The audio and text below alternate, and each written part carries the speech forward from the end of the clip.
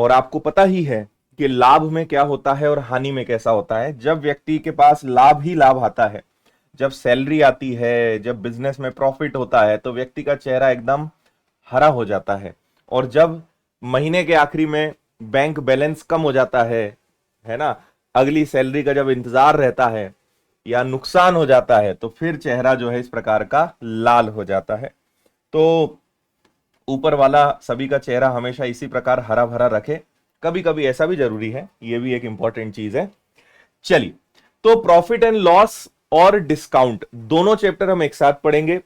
पहले profit and loss को सीखेंगे, बीच में डिस्काउंट को सीखेंगे, फिर दोनों को साथ में लेकर चलेंगे। तो हम दोनों चीजें इस चैप्टर में पढ़ने वाले हैं। डिस्काउंट मैं आपको अलग से नहीं पढ़ाऊंगा, इसी में हम डिस्काउंट और उससे रिलेटेड सारी चीजों को पढ़ेंगे। क्लियर है बात यहां तक? चलिए, तो आपको सबसे पहले इसका बेसिक हम समझ लेते हैं। तीन चीजें हैं जो आपको बहुत अच्छे से समझनी है, उन तीनों चीजों को आप यहां पे समझें। सबसे पहली चीज जो हमें पता होनी चाहिए, वो पता है क्या है? वो है कॉस्ट प्राइस। क्या है भाई? कॉस्ट प्राइस, जिसको क्या कहेंगे? जिसको कहेंगे क्रय मूल्य। दूसरा होता है सेलिंग प्राइस। क्या होता है?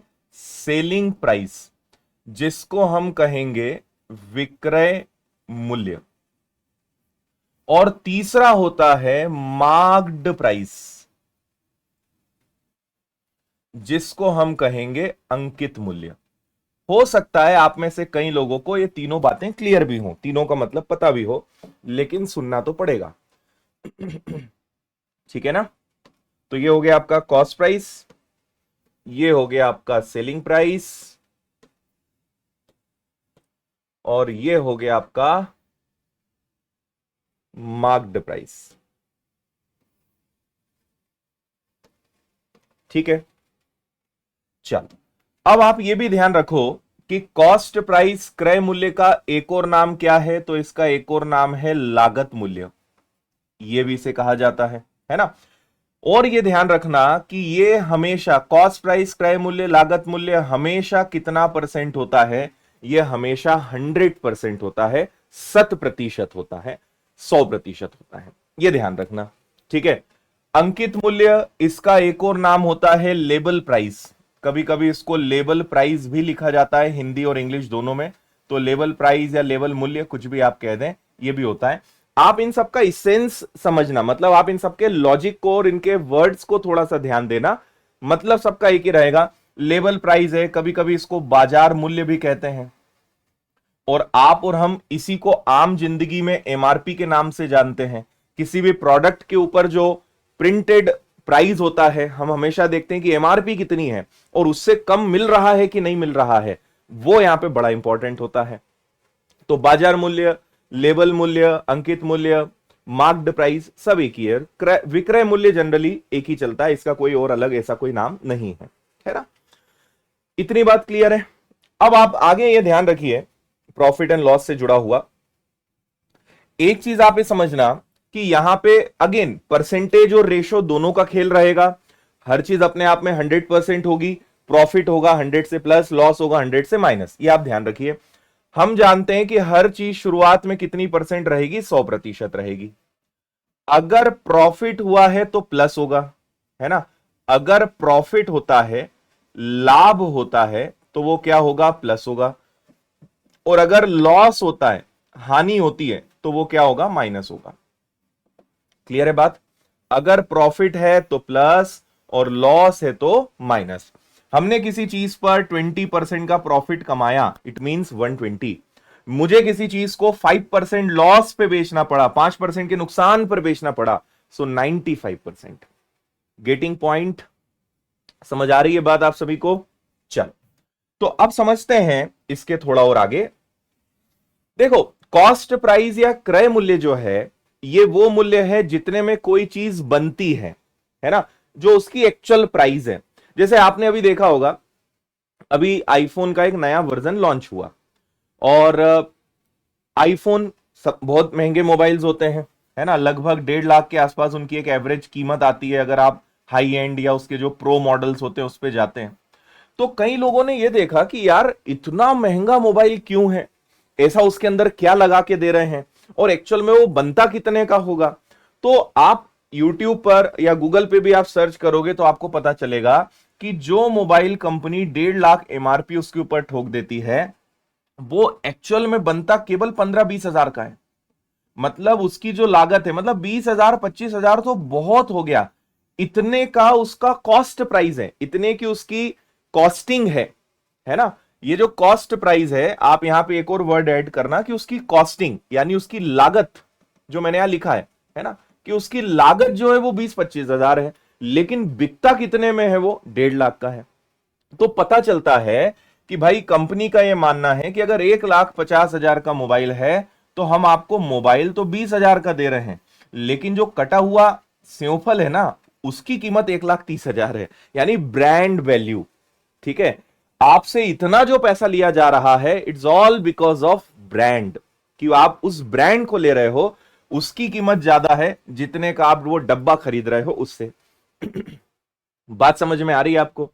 तो ये तो खैर हम एक अलग डायरेक्शन में चले गए, लेकिन आपको ये पता होना चाहिए कि कोई चीज कितने में बन रही है और मिल कितने में रही है। And most of the cases जो बड़े बड़े ब्रांड्स हैं उनके साथ यही होता है ना। चाहे वो क्लोथ्स हो, चाहे इलेक्ट्रॉनिक्स हो, आपने कई बार इलेक्ट्रॉनिक, और सबसे ज्यादा अगर तहलका मचा के रखा है एमआरपी के मामले में तो वो है इलेक्ट्रॉनिक्स। ठीक है, आप देखेंगे कुछ भी छाप देते हैं, टीवी आप कभी लाओगे, कोई मोबाइल ऐसे नॉर्मल भी लाओगे, तो उनपे 25 हजार, 30 हजार, 40 हजार, 50 हजार की एमआरपी, पता चल रहा है आपको आधे में मिल रहा है, यानी इतना ज्यादा मार्जिन जो है वो होता है। ठीक। हाँ, आप कौन सा यूज करते हैं? मैं एप्पल ही यूज करता हूं, क्या करें भाई। पर क्वालिटी तो होती है ना। जो घड़ी पहन के रखी है वो कटे हुए सेवफल की है, जो मोबाइल है वो भी वही है। चलो, और नया वाला लेने का सोच रहे हैं अभी, है ना, अभी मतलब विचार चल रहा है कि 1.5 लाख को आग लगाएं या ना लगाएं, तो अभी विचार चल रहा है। हम्म। करेक्ट। चलिए, अब आगे आप समझना, दूसरे उदाहरण पे आते हैं। सो आप समझिए कि कोई चीज उदाहरण के लिए 100 रुपए की है ना, या चलो 1,000 रुपए की चीज ले लेते हैं। तो हमने सोचा कि भाई कोई चीज कितने की है, कोई प्रोडक्ट है जो कितने का है, 1,000 रुपए का है। तो 1,000 रुपए का है, ये क्या हो गया, उसकी लागत हो गई। कोई भी चीज मेरे हाथ में है, वो कितने का बना, वो 1,000 रुपए का बना। ठीक है, उदाहरण के तौर पे, हालांकि 1,000 की नहीं है, लेकिन मान लेते हैं कि ये जो पानी की बोतल है ये 1,000 की है, कंपनी ने 1,000 की बनाई। अब देखते हैं आगे क्या होता है। अब 1,000 का जो प्रोडक्ट है, कंपनी उसको क्या करेगी, उसके ऊपर एमआरपी लगाएगी, है ना। और एमआरपी को वो क्या करेंगे, वो कहेंगे कि भाई 1,000 रुपए की बोतल है, लेकिन उसके ऊपर एमआरपी कितने का ठोक देंगे, उसके ऊपर एमआरपी 1,500 का कर देंगे, क्योंकि उनको पता है कि लोग कम तो करवाएंगे, लोग डिस्काउंट तो लेंगे, है ना। हाँ।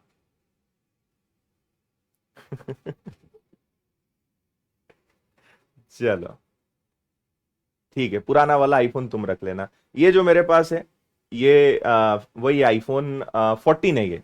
अभी आईफोन 16 आया है, ये आईफोन 14 है। पिछले साल मैंने 1.5 लाख रुपए बचाए, नहीं खरीदा, है ना। ठीक है, 1,500 रुपए आपने क्या करा, उसके ऊपर लगा दिया। अब यहां पे दो चीजें निकल के आने वाली हैं। ठीक है, फिर हम भारतीय लोग हैं, हम गए दुकान पे, उसने कहा 1,500 रुपए, हमने कहा नहीं भाई ये तो बहुत महंगा है, कुछ तो कम करो, हमेशा तुम्हारे यहां से ले जाते हैं, और हमारे मामा जी ने तुम्हारी दुकान का रेफरेंस दिया, हमारे दोस्त ने बताया कि वहां से लेना, वो भैया बहुत अच्छे हैं। भले आप पहली बार आए, आपके मामा चाचा दोस्त कभी आए नहीं हो, लेकिन हम भारतीय हैं, और कुछ हमारे अंदर अच्छा हो ना हो, बार्गेनिंग की जो स्किल है, मोलभाव करने की जो स्किल है, वो हमारी ब्लड में है ना, उसका तो कोई तोड़ नहीं है। तो आपने दुकानदार को कन्विंस कर लिया, दुकानदार ने कहा चलो ठीक है भाई, तुम 1,300 रुपए में ले जाओ। कितने में ले जाओ, 1,300 रुपए में ले जाओ। तो जो पानी की बोतल 1,000 रुपए की बनी, कंपनी ने उसकी एमआरपी 1,500 रुपए डाली, और आपने अपनी कला और शक्ति का प्रदर्शन करके उसको 1,300 रुपए में लेकर आए। अब इस बीच में दो घटनाएं यहां पर हुई हैं। पहला, पहला कि कभी भी ध्यान रखना, कॉस्ट प्राइस और सेलिंग प्राइस के बीच में ही प्रॉफिट या लॉस होता है, और सेलिंग प्राइस और मार्क्ड प्राइस के बीच में ही डिस्काउंट पाया जाता है, छूट पाई जाती है। यहां दो चीजें कैलकुलेट होंगी। जब भी डिस्काउंट की बात आएगी तो आपको मार्क्ड प्राइस और सेलिंग प्राइस को याद रखना है, और जब भी प्रॉफिट एंड लॉस की बात आएगी तो आपको कॉस्ट प्राइस और सेलिंग प्राइस का याद रखना है। तो पहला सवाल यह कि आपने कितने का डिस्काउंट लिया। ठीक है, बात समझ में आ रही है आपको? आपने कितने का डिस्काउंट लिया, तो सुनना, इसको अब मैं कैलकुलेट करके बता रहा हूं। आपने यहां पर 200 रुपए का डिस्काउंट लिया, और डिस्काउंट किस पर लिया? 1500 पर। तो 200 रुपए का डिस्काउंट आपने 1500 पर लिया, मल्टीप्लाई बाय आपने 100 कर दिया। तो कैलकुलेट कर लेते हैं, 2 जीरो से आपके 2 जीरो गए, 15 से ही चलो डायरेक्ट उड़ाते हैं, तो 15 एकम 15 बचेगा आपका, 5 और 0, 15 तिया 45 बचेगा, फिर यानी आया 13 सही 1/3% की आपने यहां पे छूट ले ली, आपने यहां पे डिस्काउंट ले लिया। ठीक है, फिर मेरा सवाल यह है कि दुकानदार ने कितना कमाया। दुकानदार ने कितना कमाया, तो यहां पे प्रॉफिट या लॉस होगा।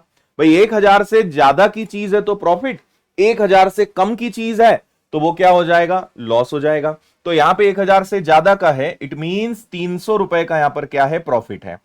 प्रॉफिट, अब देखो, प्रॉफिट या लॉस हमेशा किस पे निकाला जाता है? कॉस्ट प्राइस पे। डिस्काउंट के लिए हमेशा नीचे क्या रखते हैं? Marked price.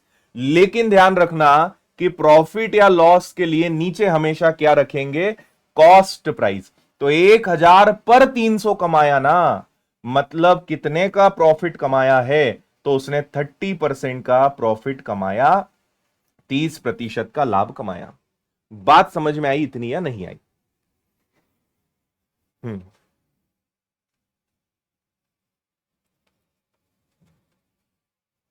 क्लियर है? तो आप ध्यान रखिएगा, कॉस्ट प्राइस और सेलिंग प्राइस के बीच में जो अंतर होता है वही प्रॉफिट या लॉस होता है।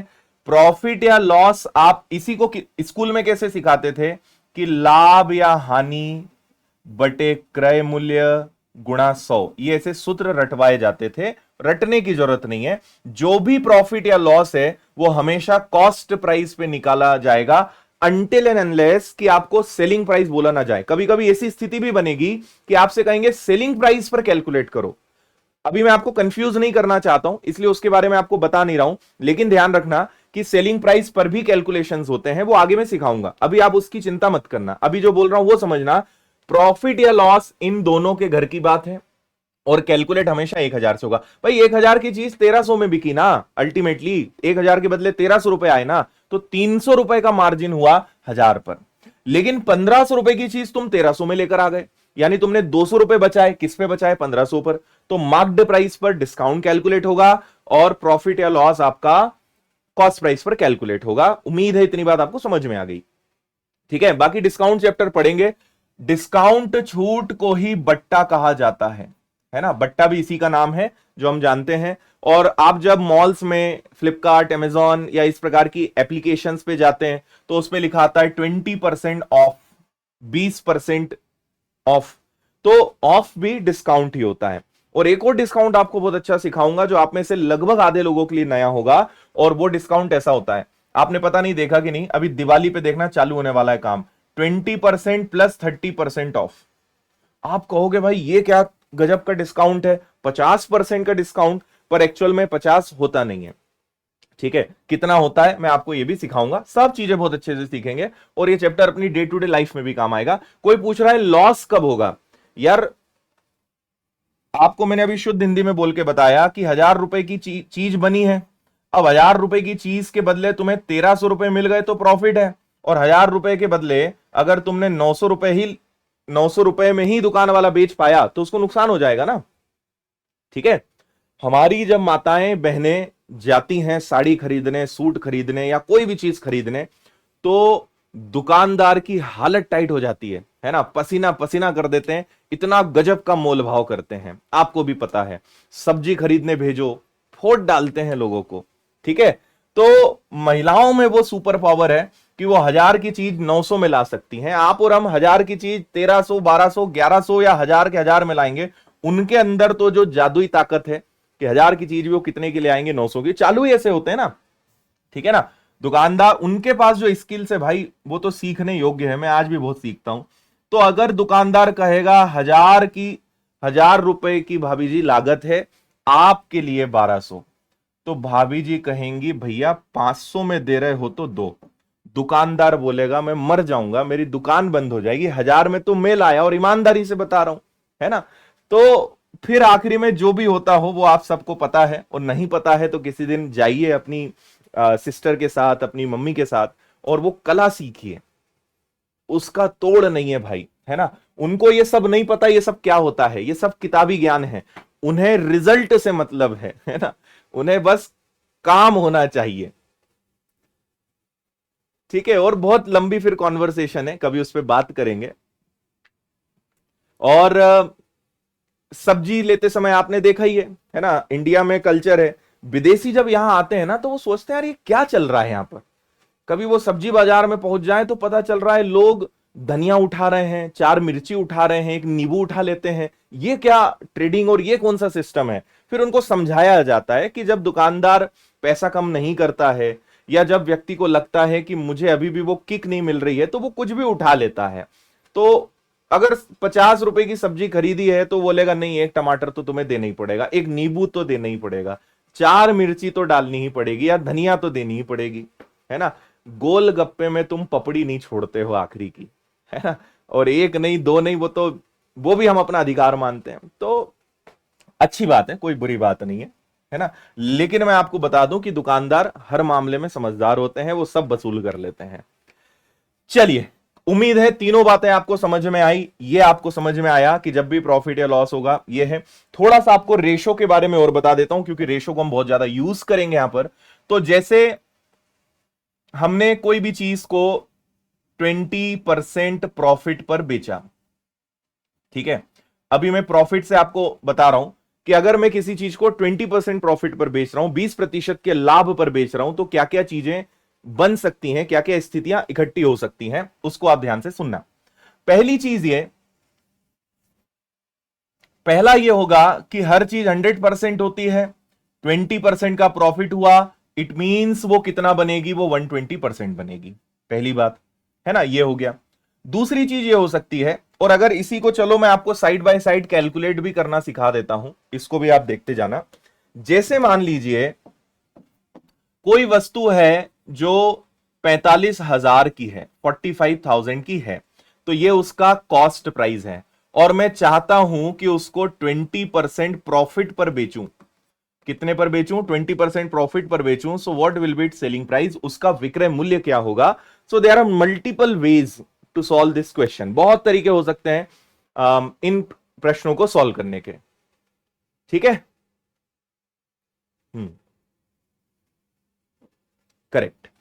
तो आप एक चीज समझना, 20% प्रॉफिट है, सो नंबर 1 वे इज कि 45,000 पर मैं 20% का प्रॉफिट लेना चाहता हूं। तो देखो, इसमें भी दो तरीके हैं। पहला तरीका कि मैं इसका 20% निकालूं। भाई 45,000 पर मुझे 20% प्रॉफिट चाहिए ना, तो मैं 45,000 का 20% निकालूं। 45,000 का जब मैं 20% निकालूंगा तो यह आएगा 9,000। तो मैं 45,000 में 9,000 जोड़ दूंगा, यानी वो चीज कितने में जाएगी, वो चीज 54,000 में जाएगी। तरीका नंबर 2, ध्यान से देखते जाना। और ये परसेंटेज की चीजें सिखा रहा हूं, प्रॉफिट एंड लॉस जैसा कुछ नहीं है यहां पर, सब परसेंटेज की दुनिया हम यहां पे लगा रहे हैं। दूसरा तरीका कि 45,000 की चीज है और मैं उसे डायरेक्ट, भाई 20% निकाल के जोड़ना ही है, तो कवि को यहां पे ये तकलीफ हो रही है कि डायरेक्ट 120 ही निकाल दो ना। जब 20% निकाल के प्लस ही करना है तो डायरेक्ट 120 निकाल दो। तो डायरेक्ट जब 120 निकालोगे तो आपका आंसर डायरेक्ट 54,000 आ जाएगा। समझ में आया? क्योंकि मुझे 100, भाई 45,000 अपने आप में 100% है, उसी का 20% निकाल के उसी को चिपकाना है, वापस उसी को देना है, तो उसी का 120% निकाल दो, उसी का 120% निकाल दो, तो आप उससे भी आंसर आ जाएगा। नाउ तरीका नंबर 3, इसको ध्यान से सुनना, और यह है आपका रेशो, अनुपात। अनुपात से कैसे करूं मैं? तो 20% का मतलब होता है 1/5। इसको मैं यहां लिखता हूं। 20% का मतलब होता है 1/5। और यहां पर ध्यान रखना कि जब भी यहां भिन्न आएगा तो जो नीचे है वो कॉस्ट प्राइस और जो ऊपर है, अगर प्रॉफिट है तो प्लस और अगर लॉस है तो माइनस। अगर प्रॉफिट है तो प्लस कर देना, लॉस है तो क्या कर देना, माइनस कर देना। कैसे? यहां पे मैं कॉस्ट प्राइस और सेलिंग प्राइस का आपको अनुपात बनाकर दिखाता हूं। क्रय मूल्य हमेशा 5 माना जाएगा। अगर 20% का प्रॉफिट है, 20% का लाभ है, यानी 5 पर मैं 1 का लाभ ले रहा हूं, यानी 5 रुपए की चीज कितने में जा रही है, 6 में जा रही है। ठीक है ना? अगर उल्टा कर दें, यही प्रश्न अगर लॉस में होता कि भाई 20% का नुकसान हो रहा है, तो 5 पर 1 का नुकसान होता, यानी उनका रेशो क्या बनता, 5:4। तो यहां पे हम परसेंटेज और रेशो दोनों को यूज करते रहेंगे, यह ध्यान रखिएगा।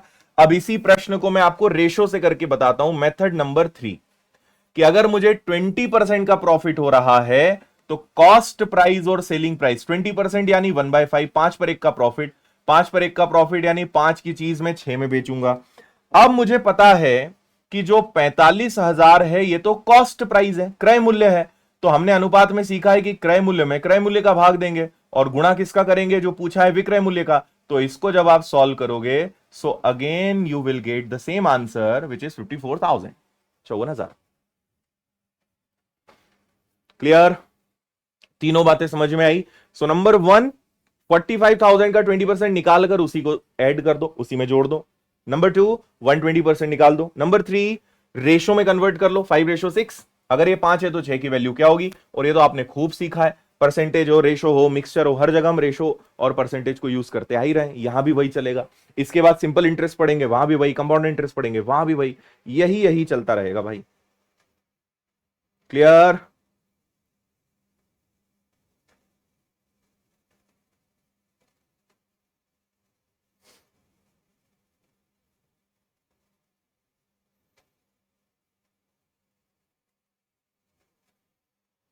बोलिए, कौनो दिक्कत परेशानी?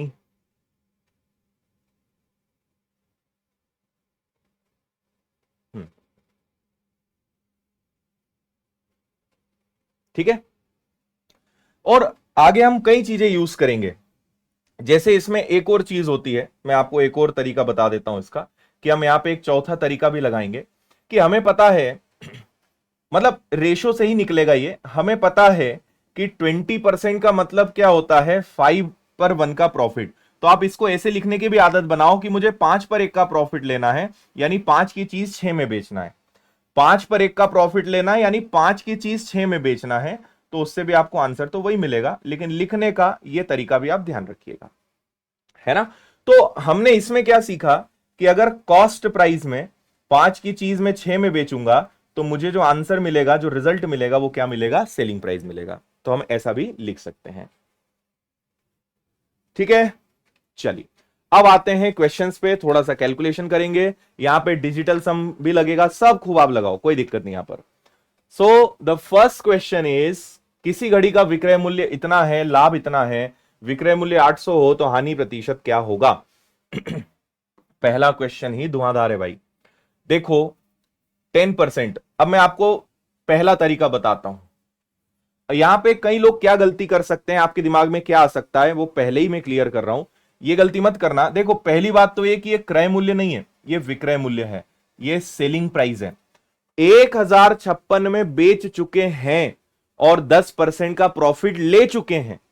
तो पहला आपके मन में जो खतरनाक लॉजिक आएगा वो ये कि सर 1056 का 10% निकाल के इसी में से घटा दें क्या? ऐसा कभी मत करना, यह हमेशा गलत होगा। 1056 के अंदर 10% का प्रॉफिट इंक्लूड है, मुझे लगता है कि यह आपको क्लियर होगा, है ना?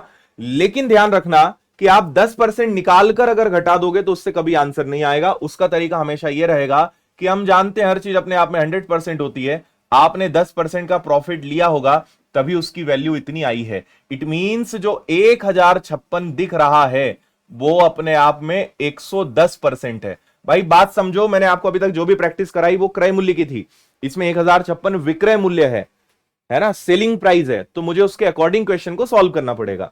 तो ये अपने आप में 110% है।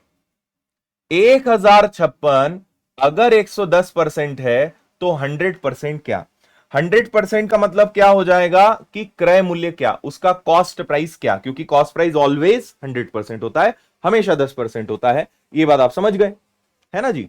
तो इस पर आते हैं, अब इसको सॉल्व करेंगे तो जीरो से आपका जीरो गया, 11 से कैंसिल करा, 11 इंटू 6 66, है ना, और सॉरी 11 इंटू 9 99 और 11 इंटू 6 66, यानी वो चीज कितने की है, 960 की है।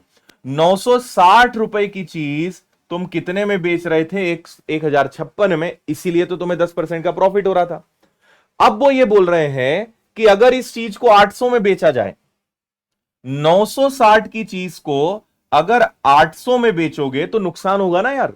960 रुपए की चीज को तुम कम में बेच रहे हो, लॉस होगा, ये तो दिखती बात है। तो कितने का लॉस हो गया।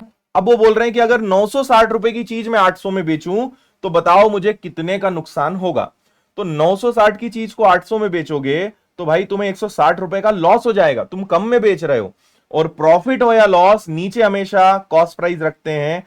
960 पर तुम 160 का नुकसान कमा रहे हो, मल्टीप्लाई बाय 100। तो आपको पता है कि 16 से कटेगा 6 बार, और 100 में 6 का भाग देने का मतलब है 16 6 6 का, सीधा सीधा नुकसान। ऑप्शन बी आपका आंसर है। क्लियर हुआ क्या? ठीक है। आप यही कैलकुलेशन, ये ऊपर ऊपर का कैलकुलेशन आप ऐसे भी कर सकते थे कि आपको पता है कि सर 10% का मतलब होता है 1/10, 10 पर एक जुड़ेगा। तो मतलब भैया कि अगर कॉस्ट प्राइस और सेलिंग प्राइस का मैं रेशियो निकालूं तो ये 10 है, तो ये कितना हो जाएगा, 11। समझ में आ रहा है? मैं इसी 960 को निकाल रहा हूं। अब आपको पता है कि इस बार क्वेश्चन में आपको विक्रय मूल्य दिया हुआ है, जो 1056 है ये विक्रय मूल्य है। तो मैं 11 का भाग दूंगा, 10 का गुणा करूंगा, तो मुझे मिलेगा कि अच्छा वो चीज कितने की है, वो चीज 960 की है, 960 की है। कोई तकलीफ?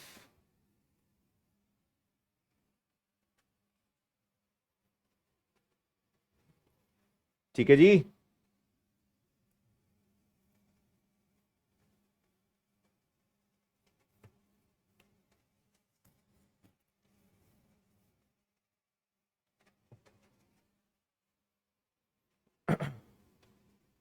ठीक है, दोनों बातें सेम है। 100 में 10 का लाभ हुआ है तो ये, आप जब तक ये नहीं समझोगे ना कि क्या क्रय मूल्य है क्या विक्रय मूल्य, तब तक तुम परेशान रहोगे। इसलिए शब्दों पे ध्यान दो। इसके अंदर 10% का लाभ इंक्लूड है, मतलब ये अपने आप में 110% है। ऐसे ही करना है, तो ये 110 है तो 100 कितना, तो ये आ गया। मतलब वो चीज 960 की थी, अब वो बोल रहे हैं कि उसको 800 में बेचो, तो भाई 160 का नुकसान करके बेचना पड़ रहा है। नीचे हमेशा क्रय मूल्य रखेंगे, मल्टीप्लाई बाय 100। अनुपात से करना है कि 10%, 10 पर एक, क्योंकि प्रॉफिट है तो जुड़ेगा, तो 10 में एक जुड़ेगा, यानी 10 से हो जाएगा 11, 1056। और ये विक्रय मूल्य है तो विक्रय मूल्य का भाग देंगे, क्रय मूल्य का गुणा करेंगे, तो ये उसका क्रय मूल्य आया। बाकी चीज तो वही है कि 960 की चीज को 800 में बेचना है। और एक चीज बताऊं क्या आपको, जगह नहीं है, मैं फिर भी आपको बताना चाहता हूं क्योंकि हम इसको भी कई बार यूज करेंगे, तो ये भी थोड़ा सा सुन लेना। तीसरी चीज इसमें आप एक काम और क्या कर सकते थे, कंफ्यूज अगर हो भी रहे हो तो रिवीजन करना, कंफ्यूजन क्लियर हो जाएगा, डरना मत ज्यादा। तीसरी बात यह है कि भाई अब मुझे पता चल गया कि 960 रुपए की चीज है और मैं इसको कितने में बेच रहा हूं, मैं इसको 800 में बेच रहा हूं। अगर 960 की चीज को मैं 800 में बेच रहा हूं तो मैं इसको रेशो से भी निकाल सकता हूं। देखो कैसे, 16 से दोनों कट जाएंगे तो 16 इंटू 6 96 और 16 इंटू 5 80, यानी मैं 6 रुपए की चीज 5 में बेच रहा हूं, 1 रुपए का नुकसान होगा 6 पर, और 1/6 का मतलब क्या होता है, 16 6 6। ऐसे भी कर सकते हैं। ये कॉस्ट प्राइस है, ये सेलिंग प्राइस है। 960 की चीज 800 में बेचना पड़ रहा है, यानी 6:6:5, 160 से दोनों कट गए, एक का नुकसान 6 पर, मल्टीप्लाई बाय 100, 16 6 6, आपका आंसर आ जाएगा ऑप्शन बी, 16.66।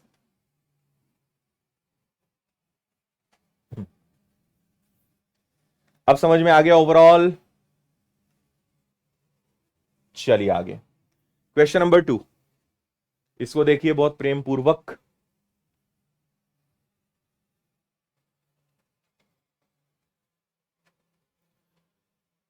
160 कहां से आया रे तुम यार, गधों को क्यों हमेशा टक्कर देने पे तुले रहते हो, मतलब क्या क्या बात करते हो। 960 की चीज 800 में बेचा, अब क्या तुम्हें यह भी बताऊं गधों जैसा सॉल्व करके कि इसमें से घटाओगे तो 160 आएगा?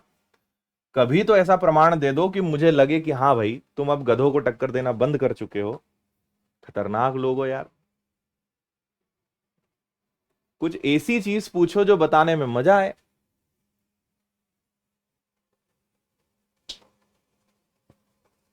चलो अगला क्वेश्चन करो।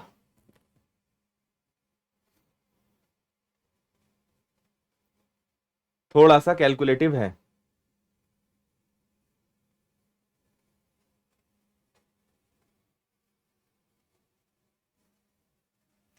राम मोहन को एक सूटकेस 20% लाभ पर बेचता है।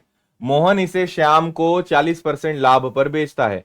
श्याम इसके लिए 1430 का भुगतान करता है। राम ने कितने में खरीदा? इसको हम बोलते हैं ट्रांसफर वाले क्वेश्चन। एक व्यक्ति से दूसरे को, दूसरे से तीसरे को, तीसरे से चौथे को, ट्रांसफरेबल जो क्वेश्चंस होते हैं ना, हम उनकी बात यहां पर कर रहे हैं। पढ़ लिया आपने सवाल अच्छे से? रेशो से अच्छा रहेगा या 100 मानकर? डिपेंड्स क्वेश्चन कैसा है ना। आप फ्लेक्सिबल रहिए, हर चीज के लिए तैयार रहिए। कभी 100 से अच्छा रहेगा, कभी रेशो से अच्छा रहेगा, इसलिए डिपेंड्स कि क्वेश्चन कैसा है। हम्म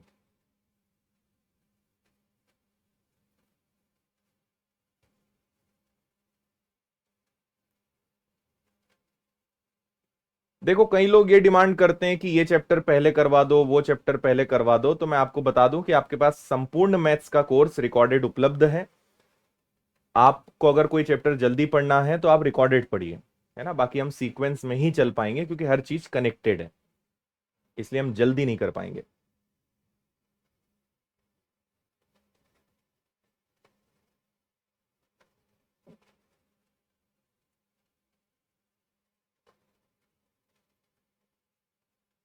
चलिए, राम ने मोहन को एक सूटकेस बेचा, मोहन ने श्याम को बेचा, श्याम ने इतने में खरीदा। तो भैया राम से चीज गई मोहन के पास और मोहन से गई किसके पास? श्याम के पास। तो अब समझना, राम ने कितने में खरीदा? तो मुझे तो नहीं पता राम ने कितने में खरीदा, लेकिन राम ने कितने परसेंट का प्रॉफिट लिया है? 20% का। लिखने का तरीका सीखना। 20% का प्रॉफिट लिया है, यानी जितने का भी था उसके 120% पे उसने किसको बेचा? मोहन को। मोहन भाई ने 40% का प्रॉफिट लिया, यानी उसने 140% पे किसको बेचा? श्याम को। और अंततः श्याम को कितने का मिला? 1430 का। पहला तरीका यह हुआ, समझ में आया? राम के पास कितने का था नहीं पता, 20% प्रॉफिट पे नेक्स्ट पर्सन को ट्रांसफर करा यानी 120% पर, फिर 40% प्रॉफिट पे नेक्स्ट को ट्रांसफर करा यानी 140% पर। एक और तरीका हो सकता है, 20% का मतलब होता है 1/5, 40% का मतलब होता है 2/5। तो मैं इसको ऐसे भी लिख सकता था कि भाई पहले 20% का लाभ हुआ यानी 5 की चीज 1 का प्रॉफिट लेकर यानी 5 से 6 पर गई। फिर 5 से 2 का प्रॉफिट हुआ तो उसके आगे 5 पर 2 का प्रॉफिट यानी 7 पे गया। और कुल मिलाकर कितने में बेचा? तो कुल मिलाकर 1430 में बेचा, 1430 में बेचा। क्लियर है? तो और अगर आप इन चीजों को काटोगे ना, 20 से कटेगा 6 बार, 5 बार, 7 बार, 5 बार, तो बात वही की वही आएगी। अब आपको बस क्रॉस मल्टीप्लाई करना है और सॉल्व करना है।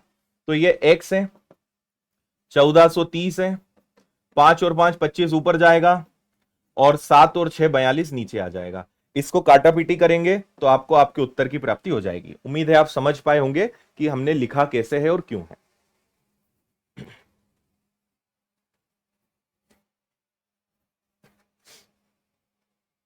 हाँ, x की जगह 100 नहीं मान सकते, 100 नहीं मानेंगे।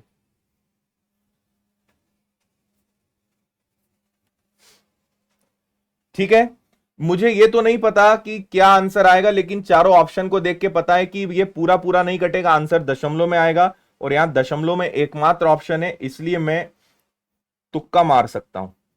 आंसर डेसिमल में ही आएगा, कुछ भी हो जाए, क्योंकि 42 से पूरा पूरा कटेगा नहीं, और नहीं कटेगा तो आंसर दशमलव में आएगा, इसलिए सॉल्व करने की आवश्यकता नहीं है। अगर ऑप्शन में दो दो दशमलव वाले होते तो फिर भाई सॉल्व करना पड़ता। बाकी आप काटापीटी करके देख लेना, आंसर सेम आएगा। डिजिटल सम नहीं लगेगा क्योंकि दशमलव आगे भी कंटिन्यू जाएगा, तो डिजिटल सम आप नहीं लगा पाएंगे। पढ़िए अगले सवाल को। 60 कुर्सियां 24,560 में खरीदी, 20% का लाभ अर्जित करा, कितनी कुर्सियां 24,560 में बेची जानी चाहिए?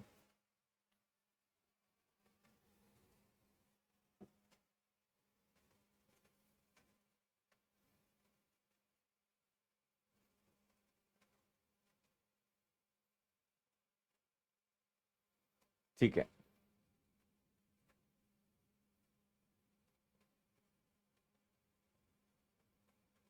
इसका मैं आपको बहुत मजेदार तरीका बताऊंगा, आपके लिए थोड़ा सा नया रहेगा।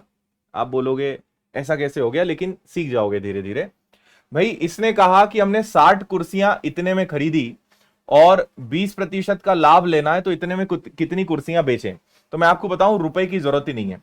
और मैं आपको इस चैप्टर से एक नई चीज सिखाऊंगा कि अगर प्रश्न परसेंटेज में है और ऑप्शन भी परसेंटेज में है, तो हम बहुत बार रुपए को यूज नहीं करेंगे। रुपए का कोई काम ही नहीं है, सारी चीजें परसेंटेज में, सारी ऑप्शन भी परसेंटेज में, तो अक्सर हम रुपए का यूज नहीं करेंगे। इस बात को ध्यान रखना, इस लाइन को मैं कई बार कहूंगा इस चैप्टर में। तो आपसे कहा गया है कि 60 कुर्सियां बेचना है और कुछ ऐसा चमत्कार करो महाराज कि इसी में 20% का प्रॉफिट हो जाए।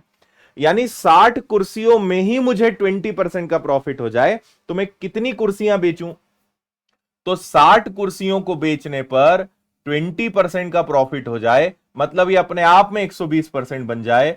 तो भैया 50 कुर्सियां बेचो, लाओ 60 कुर्सी और उतने ही रुपए में 50 कुर्सी बेचो, तुम्हें 20% का प्रॉफिट हो जाएगा। समझे? हम्म।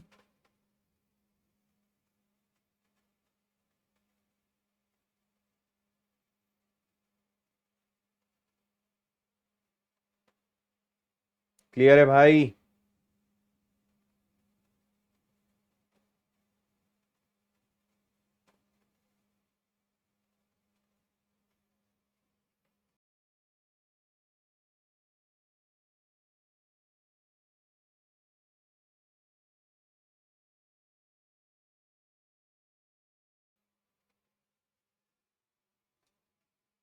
ठीक, चलो। नहीं समझ में आया चिंता मत करना, आगे और देखेंगे, अभी घबराओ मत, अभी तो शुरुआत है।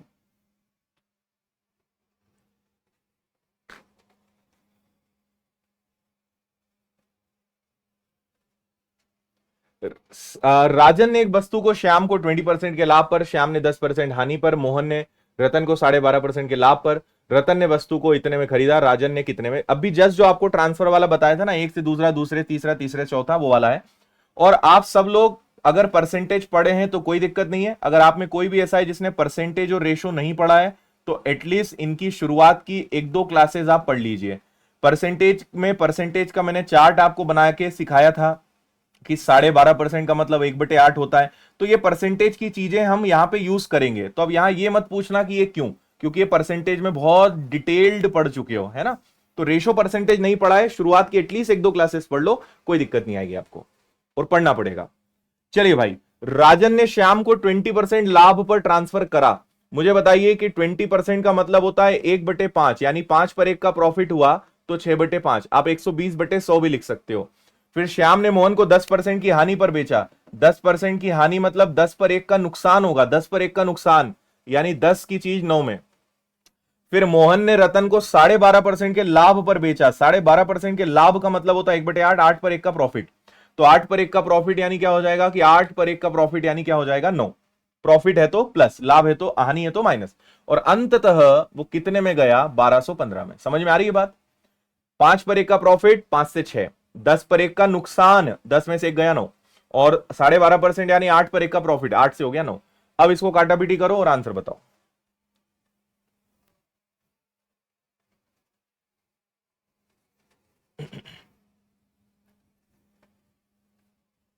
ठीक है, तो आप क्या करेंगे, एक्स यहीं रहेगा, 1215 भी इधर ही रहेगा, और ये सब पलट जाएंगे, ये तीनों ऊपर। तो 8 × 5 40 और 10, 400 ऊपर चला जाएगा। 9 और 9 81 और 6, 6 और 81 इधर आ जाएगा। समझ में आया? 8 × 5 40 × 10 400, ये ऊपर गया। 9 9 81 और 6 नीचे आ गया।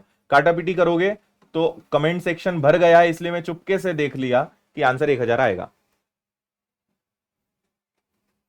ठीक है,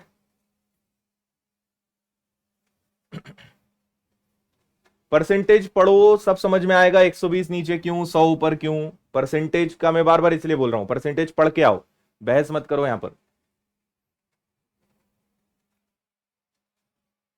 पढ़ते कुछ हो नहीं और बकवास खूब करते हो फिर तुम लोग।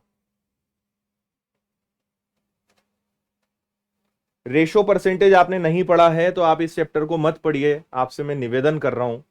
मान लो मेरी बात, मत परेशान हो, अपने आप को मत इतना समझदार समझो, सीख लो पहले चीजों को, ठीक है।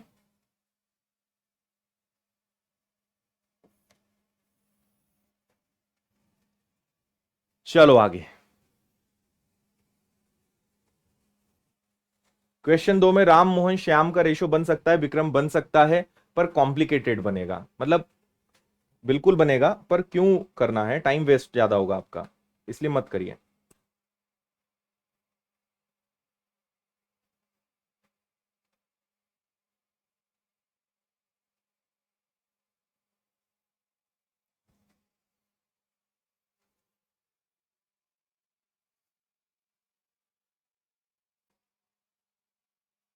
बहुत ही आसान प्रश्न है, बहुत आसान। शुभम ने मीशो से 500 में किताब खरीदी, पैकेजिंग के लिए 25, किताब की डिलीवरी 50 का अतिरिक्त शुल्क लिया गया, 16% लाभ कमाने के लिए शुभम को किताब कितने में बेचना चाहिए। तो भाई जब भी कोई एडिशनल खर्चा आएगा ना, 500 रुपए की तो किताब है, 25 बेचारे ने पैकिंग का, 50 उसने डिलीवरी का चार्ज दिया, मतलब वो किताब उसको कितने में पड़ गई, 575 की। तो वो 16% का लाभ तो इस पे लेगा ना, क्योंकि इतना पैसा तो उसकी जेब से लग गया। तो अगर उसे 16% का प्रॉफिट लेना है तो वो क्या करे, वो इसको 116% पर बेच दे, यानी 116/100 पर बेच दे, है ना। इसको 116% पर बेचना है। आप बोलोगे सर रेशो से बताओ, तो 16% का रेशो बना लो। 16% का रेशो क्या बनेगा, 4/25, यानी 25 पर 4 का प्रॉफिट। तो आप यहां पे लिख सकते हो कि 25 पर 4 का प्रॉफिट यानी 25 से 29, ऐसा भी कर सकते हो, ठीक है ना। 116/100 लिख लो या 29/25 लिख लो, जो आपको अच्छा लगे उससे कर सकते हो। मैं यहां पर यह कोशिश करता हूं कि यहां पे डिजिटल सम लग जाएगा क्या, तो वो लगा के देख लेते हैं। 6 और 6 12 और 7 हो जाएगा आपका 19, 19 मतलब क्या आ जाएगा 1। यहां पे देखें तो 8 और 7 15 और 3 18, 18 का मतलब होता है 9। 6 2 8 और 1 भी कितना होता है 9, और 5 और 4 9 गया, तो बचा कितना 8। दो ऑप्शन में 9 आ रहा है, तो हम पहले ये चेक करते हैं कि इसका डिजिटल सम क्या हो सकता है। तो मेरे लिए ज्यादा अच्छा मुझे लगेगा कि अगर इसको 116/100 रहने दूं तो डिजिटल सम जल्दी हो जाएगा, है ना। तो 5 और 5 10 और 7 17, 17 का मतलब होता है 8, 6 7 और 8, 8 और 8 होता है 64, 64 मतलब 10, 10 मतलब 1। बहुत बहुत बधाई, आपका आंसर आ गया 667। तो यहां पे डिजिटल सम लग गया है तो बढ़िया बात है ना। अगर 9 आ जाता ना तो फिर मुझे पूरा सॉल्व करना पड़ता, पर 9 नहीं आया, इसलिए थोड़ा सा हो गया। अदरवाइज फिर गुणा कर लो, या वही 4 से कटेगा 29 बार, 4 से कटेगा 25 बार, 25 से काटोगे गुणा करोगे, आंसर तो तब भी आएगा। क्लियर।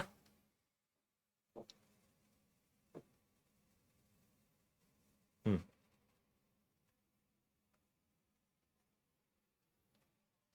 चलें और आगे।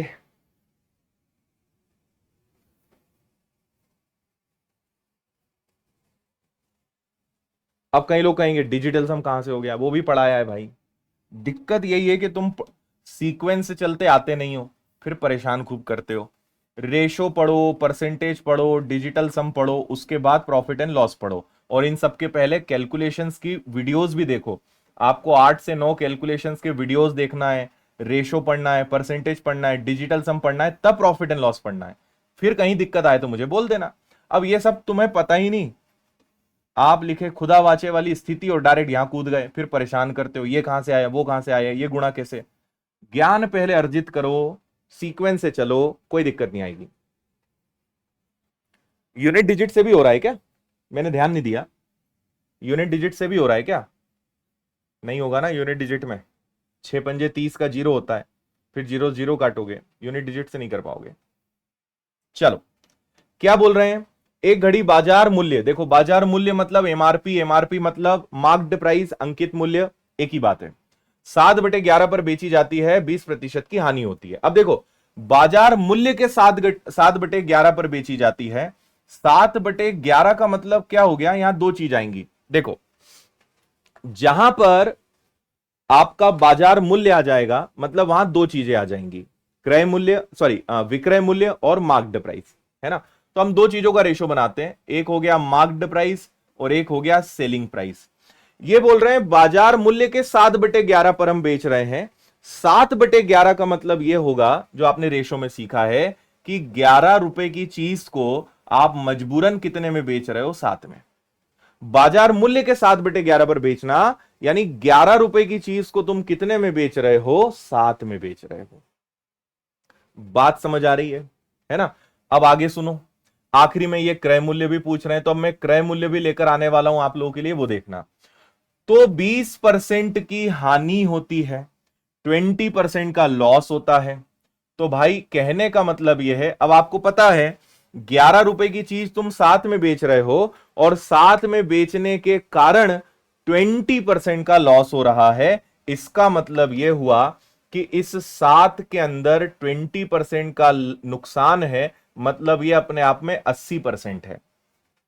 इस 7 रुपए के अंदर 20% का नुकसान हो रहा है, यानी ये जो 7 है ये 80% है।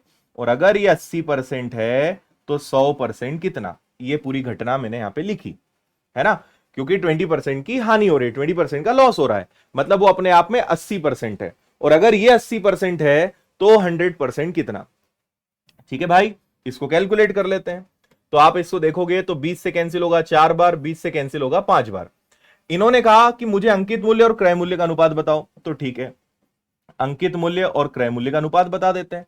अंकित मूल्य कितना है 11, क्रय मूल्य कितना है 7 × 5 35/4, 35/4। ये 4 इधर चला जाएगा तो 11 × 4 बन जाएगा 44 और 35 का 35।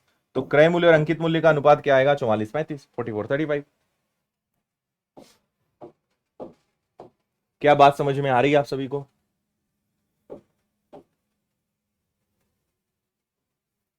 (44:35).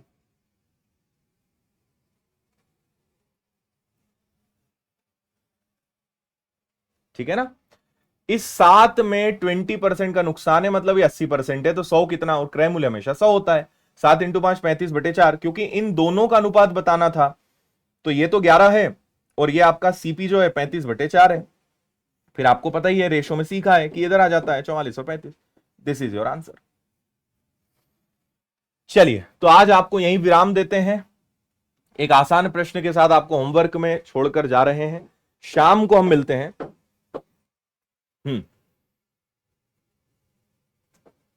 कैलकुलेशन की क्लास जरूर देखो भाई, बहुत काम की चीजें हैं कैलकुलेशंस फोल्डर में, और सब आपको अच्छे से दिया हुआ है माय कोर्सेज के अंदर, सब कुछ है सिस्टमेटिक, अच्छे से चेक करो, है ना, सब मिलेगा आपको व्यवस्थित।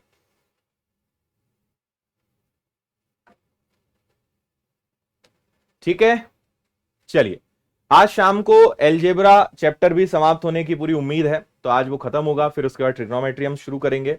तो आज शाम को उसमें मिलते हैं। और आज रात को 8 बजे एनटीपीसी के मेडिकल की जानकारी देने के लिए भी लाइव आऊंगा, तो आप चाहें तो उसमें भी आ सकते हैं। ठीक है, चलिए विदा लेते हैं, बहुत बहुत धन्यवाद। आज की क्लास का कम से कम एक बार रिवीजन जरूर करिएगा, 2 बार करेंगे तो और अच्छा रहेगा, है ना। रिवीजन करते रहिए, सब बढ़िया बनेगा। थैंक यू, जय हिंद, खुश रहिए, मस्त रहिए, मुस्कुराते रहिए, टेक केयर।